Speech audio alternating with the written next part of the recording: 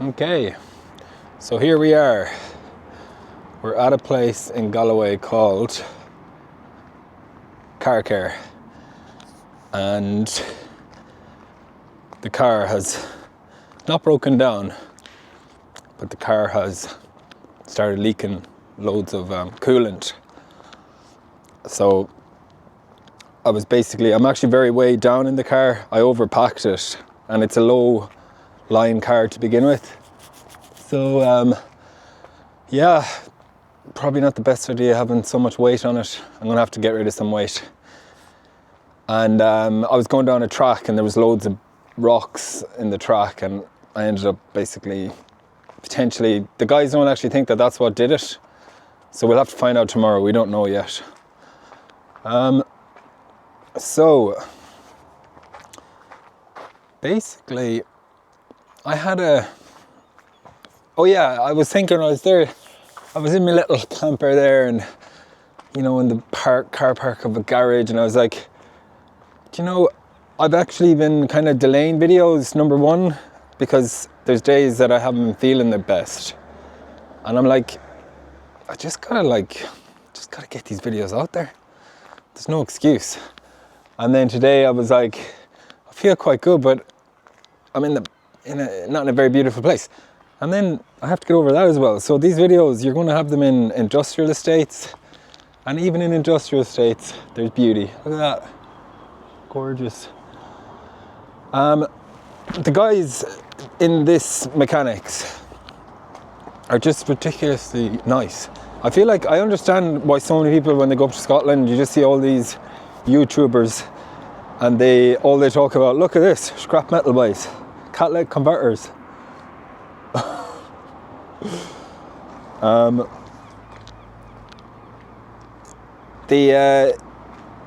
do you get? You get people saying that the Scottish are just beyond friendly, and obviously you hear that in Ireland as well. I'll have to go back to Ireland soon to actually just figure out, am I just like in a parallel universe right now? Because the people here, maybe it's just Galloway, they are ridiculously friendly. Like service stations, and guys are chatting away with you, and like there's just a feeling of like, I don't know, it's hard to describe. It's different to Ireland. There's a real like warmth in the hearts of the Scottish that I've met.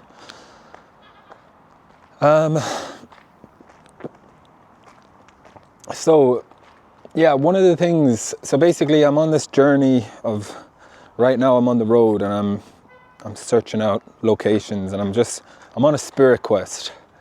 My spirit is saying, go to Scotland. Now my spirit is saying, go to Glastonbury. And I'm basically I'm just listening now, and I'm just saying, okay, I'm going to do whatever you tell me to do, spirit. And let's see where this takes us. But so like last night, it's usually around the half moon. Sometimes energies can get a bit more intense. But yeah, last night I was like, God, up at 3 a.m, and similar kind of symptoms as I've had in the past while. But the general sense of like well-being seems to be like categorically going like that, which to me is just, it's like the greatest gift I could ever be given. When your health goes, or when you start getting tested like that, and you can't see a way out, you're just like, anyone out there that's going through a health crisis, my heart goes out to you. But I think all I can say is that there is light at the end of the tunnel, and I'm all open to being tested again. I'm not saying that this is the last time I'm going to be like unwell, if you like, but I definitely am getting better. But one of the realizations I had was, after last night, I was meditating this morning, and I was kind of thinking to myself, and I was like, after the meditation, something came through that was just saying, maybe this is just your life, Jared. Maybe you're going to have a bit rough night's sleep, whereas my whole life up until now has just been so peaceful. My sleeps have just been, I just go out and I'm gone for the night. So just things are changing. Is it because I'm plus 40? I don't know. Is it because the ascension is coming and we're all about to enter into the kingdom of God? Maybe. Is it that the frequencies and the radiation on the planet are going up? Maybe. Is it that I am just very sick and like my spleen is giving trouble and the triple burner? Basically, like at night time, my ears start ringing at about 9 o'clock, and it is connected to the triple burner, which is the spleen. So there's all these correlations that are coming in. The spleen, if you have a parasitic load, is under duress because it has to filter the blood. People's kidneys all over the world are failing like on a level that's never been seen before. It used to be that the liver would first go before the kidneys, but now, as far as I know, the kidneys are actually surpassing the liver, which could also be another sign that the blood is under duress. So there's so much going on with that world. There's certain things that I've spoken to other people about, and they don't like it. You know, they don't like the idea that transhumanism may be a possibility. You know, a lot of people are waking up to the idea of whatever was in that may not have been the most wholesome ingredients. So then it's like, okay, so where do we go? What do we do? It's like, okay, you can clean up your diet. I suppose that's like the one thing. Like people kept saying that to me when I was unwell. They're like, look at all, you know, the crap that you're eating. I was like, when you're not well, like really not well, like life, you know, basically 9 o'clock comes, your ears start ringing and you're just like, oh my God, it's like torture begins. And someone's like, hey, just stop watching that screen and stop eating crap and you'll be fine. And you do that. And you're still, after a couple of weeks of doing that, feeling as bad. So you're like, okay, that's not the answer. So for me, what happened was I hit the metals. I got as much of the heavy metal chelators in, EDTA, I did suppositories, loads of suppositories. You can get the microsomal that goes into the mouth and it gets into the blood. Global Healing, unbelievable stuff. IV quality, like they've a vitamin C microsomal now that can get into your blood like you're having an IV. It's game changing. This is like the technology that like everyone should be talking about right now, because getting these molecules into the blood can help you so much. But I was markedly better, but still not fully okay. So now addressing the parasites. Now I'm probably like a broken record, but like everything that Global Healing speak about, like I've done it. Oxy powder, clean out the gut, liver flushes. I flushed so many stones out of my liver. Now, the next stage was meant to be the parasites, but I ended up doing the metals way before all of it, because that was the only thing that was allowing me to actually think straight and stop having my head hurt so much. So the thing about Global Healing, and this is one of the things that I probably the way I see it is,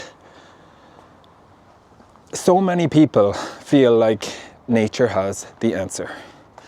I'm probably just repeating myself from other videos, but I feel like this is just the most important information that I have in my heart that the world needs to hear. They're like, you know, just take the natural substances and we'll be okay. And it's like, we are being sprayed with, you know, nano-sized aluminum, barium, strontium. We're being exposed to so many different chemicals, plastics, the electromagnetic radiation, just the general stressors of life, financial, like relationship, like, oh my God, it's just coming at us left, right and center.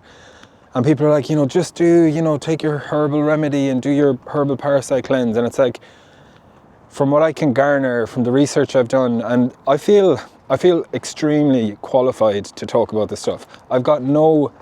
I'm speaking about it in the sense of, I've got no medical background. This is not medical advice.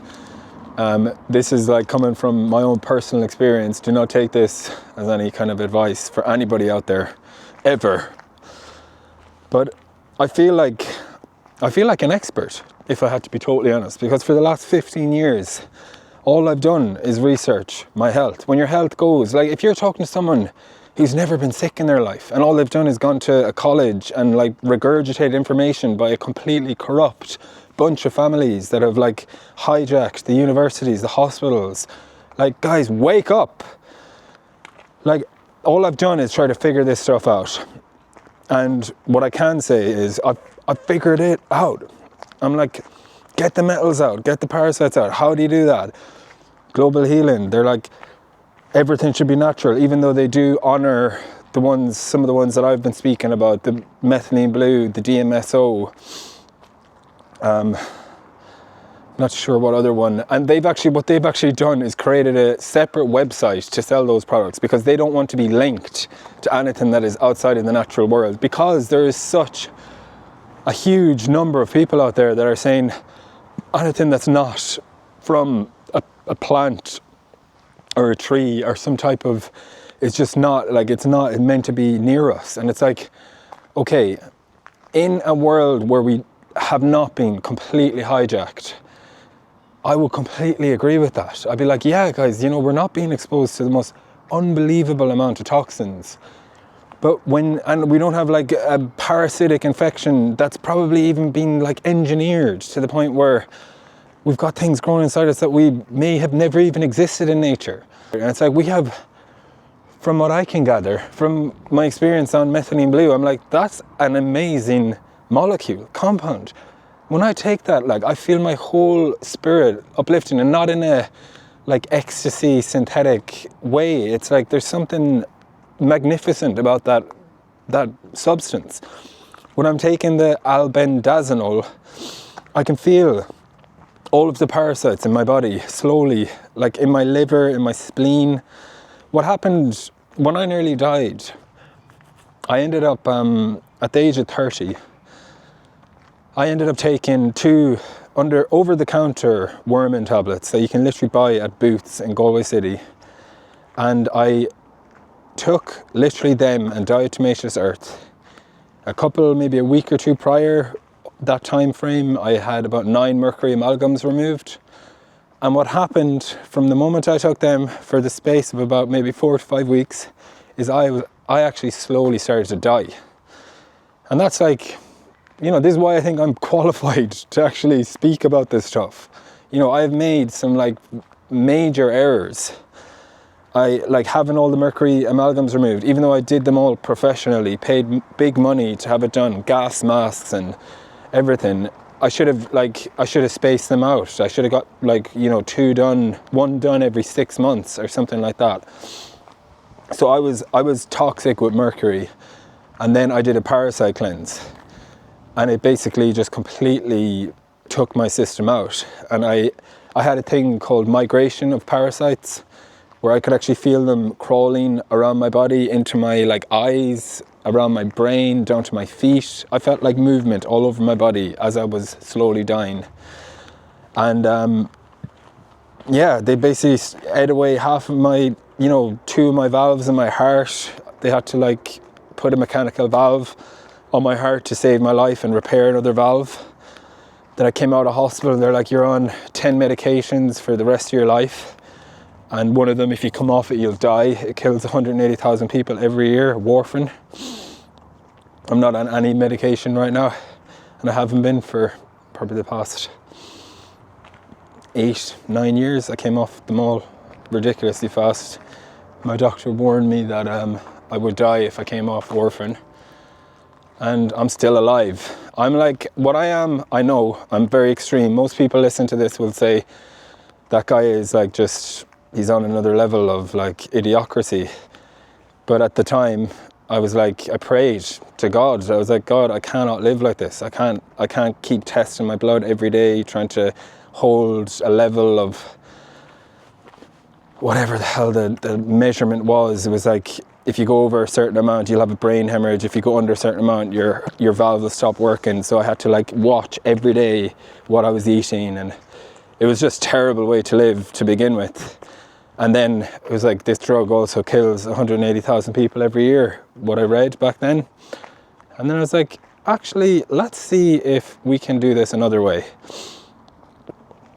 And I do. And I take a natural substance that cannot be spoken of. And it's not recognized by the medical profession. And it's the most powerful anticoagulant in the world.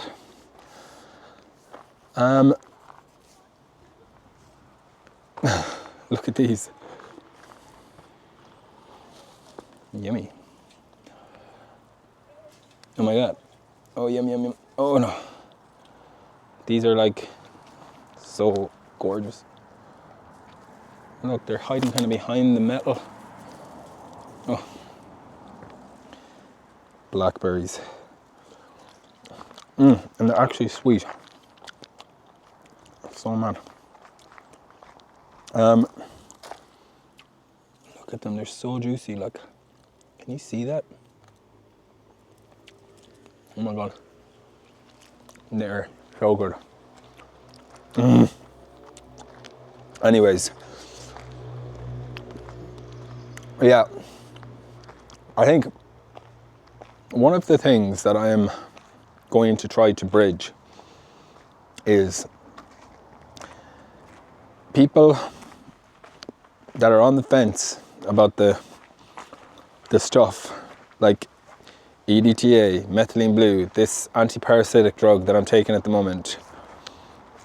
What happens, especially when you Google them as well, Google will like terrify you about taking them, which is just so convenient, isn't it? The things that like are helping me the most of anything that I've ever taken, that's giving me my life back. If you Google them, it'll give you so many different fear tactics to steer you away from taking them. Yet they will happily, the same with the Biophotonic Liquid Gold as well, but they'll happily put the most poisonous metal on the planet in our teeth and in our you-know-whats and put them into our kids and say that the levels are so low, no one needs to worry about formaldehyde and aluminum and mercury. And when aluminum and mercury are joined together, they become even more toxic.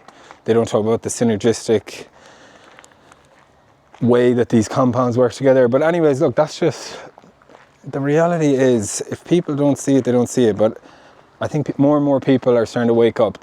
One of the biggest things that they do to us is they confuse the living out of us and they divide the living crap out of us. And by being divided and confused, nobody knows what to do.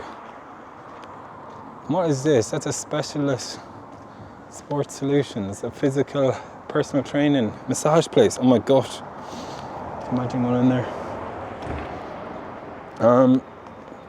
So yeah, I'm just going to keep on reporting. My next stage on the adventure is Glastonbury. So what's going on is the gold, to me, see the thing about the gold, until people get their parasites under control and get the metals out of their body, most people are never going to be able to truly experience what the gold is like. I experienced it.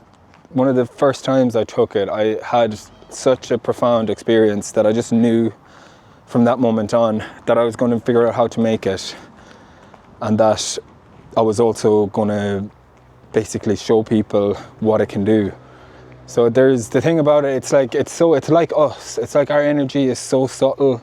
It's like for us to tap into what we are, there's so much like gentle work that needs to be done to allow that to merge. And I feel like the gold is a tool that is basically meant to assist us in that. I feel like it's an ascension tool, but it's going to take time for people to fully kind of understand it.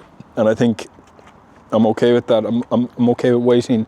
I know that there are going to be a lot of people that I give it to that are going to be able to feel it, and that's why basically I'm going to Glastonbury. I'm going to do it. Obviously, I can't tell people to take it because it's not. You can't sell it as a supplement. So I'm just giving it out as for research purposes only. And if people want to choose to do whatever they want with it, then hopefully I can document that journey. And yeah, so that's it. What was I going to say? Is there anything else? Yeah, I'll do a tour. I'll do a tour of the wagon soon. Guys, it's actually really cool just like having this tiny little thing compared to the truck. Like I can just actually like push it around wherever I want. You know, it's got like a little wheel on it. And the best part ever about it, I'll do a proper little tour. I'm just like, tease me, but that's the best part ever. It all opens up. So like you can just park outside a lake or anywhere and you basically just have like, and I kind of think about a lot of the vans, I've been thinking about it like when you get the van, and so many people have the back pops up. I'm just like observing all the places that I parked, and it's actually really hard to get the van back looking out on these views. So I actually feel like that side popping mechanism, like, I just love it. I feel like if I'm going to build one again, I will build another one. It's going to be like some kind of wooden just beauty with like very little metal this time. And then the side, just have the side will completely, just the entire side wall will just open. It is the coolest thing. I've seen one couple on YouTube. They were in Holland, I think, and they got a guy to do it over there. And their whole side of their kind of little lorry just lifted up. And they're really eccentric. But yeah, I think that's a big thing. I think there's something as well about it's not just, like, first of all, if the back lifts up, all you have is the back. It's quite a small surface area. So there's something, like, the other thing I don't like about that is I always love having a back to kind of, lie up against. And when you do that in the back of your van, your headboard is gone, and then your front is your kitchen. So you don't have any, like, space. I suppose you can lie up against the side and kind of look out like that, but that's not the same. Well, maybe it is actually. But yeah, I like the idea of the sides opening up. Is there anything else? Was there anything else? I reckon that's about it. Okay, our trip in Scotland is about to come to an end, I think. Well, actually, I'll know tomorrow. I could be here for another God knows how long, depending on how bad the car is to fix. And yeah, over and out. Much love.